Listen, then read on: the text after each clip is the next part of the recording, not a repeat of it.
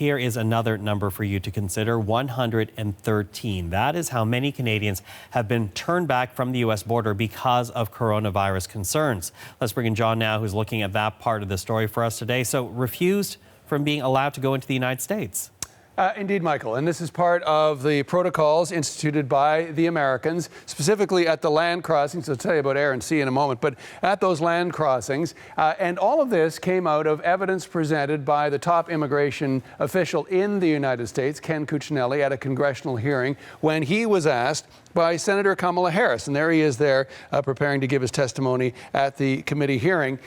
Senator Kamala Harris was saying to him, now, what provisions are you using to refuse people entry to the United States? Is it in any way based on race? And he said, no, it is certainly not. We don't pay any attention to creed or color, but we do ask people about their travel history. And as a result, then, you'll hear him talk about 212F, which is the presidential proclamation to deal with the spread of illnesses. Have a listen. You know, I use the northern border with the China 212F proclamation.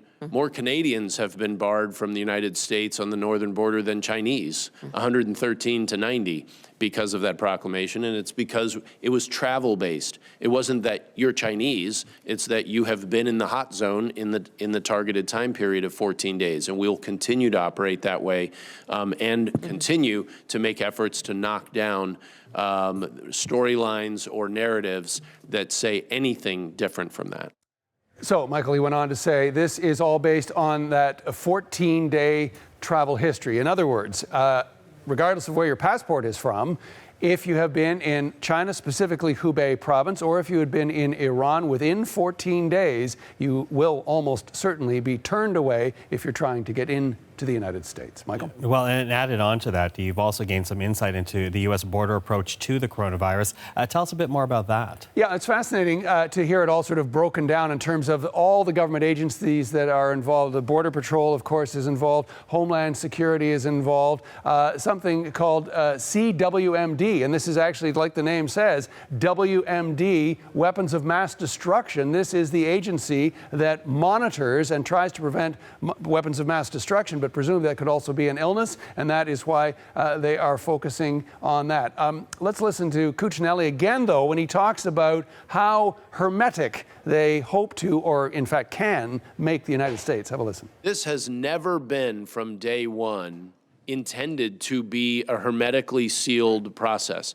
We are trying to reduce and delay the biggest peak in the virus wave hit on the United States of America. Viruses don't care about boundaries, right? So it's an obvious point for us to try to provide extra safety to the American people, but it is by no means foolproof. Concerns being raised at the committee by a number of members, both Republican and Democrat, about trade and trying to balance that against the concerns about the spread of coronavirus. This is certainly something that as they go forward, what they have are 11 points of entry. This is if you're coming in by a plane. They will direct you, if you are from, for example, coming from Iran or Hubei province in China, they will direct you there. And then there is a series of questions they ask you, and then depending on those answers, a series of individuals that they will move you through from the border guards to those CWMD and then eventually on to the Centers for Disease Control as they try to contain this. Michael? Okay, John, thank you. Okay.